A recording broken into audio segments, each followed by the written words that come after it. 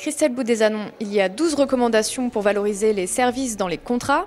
Cela signifie qu'il y a du pain sur la planche et de sacrées marges de progrès pour les assureurs, non? Tout à fait. En fait, ces 12 recommandations, elles ne peuvent pas être prises individuellement.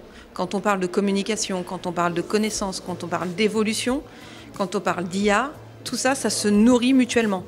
Donc quand on va commencer à réfléchir à un service, il va falloir d'abord qu'on s'appuie sur une connaissance de nos sociétaires, connaissance de nos clients, de nos adhérents.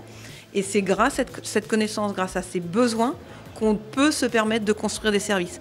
Et dans l'exemple qu'on a vu dans les ateliers, ces services, effectivement, ça peut être des services génériques. La panne zéro, c'est un service générique, mais on se doit aussi d'apporter des services qui peuvent être plus des services pour des cibles spécifiques, des services sociétaux, type comme on a pu créer pour les sourds et les malentendants avec un avatar pour les accompagner dans la réalisation d'un constat amiable.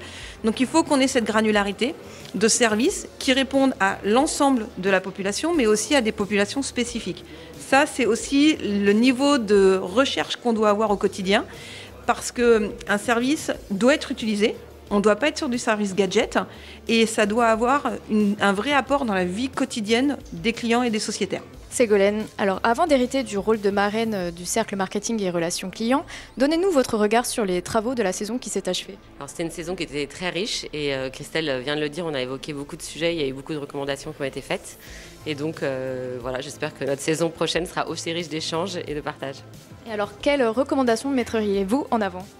Je pense que Christelle l'a très bien dit, ce qui est important, c'est vraiment de s'assurer tout le temps que les services correspondent à un besoin du sociétaire ou du client.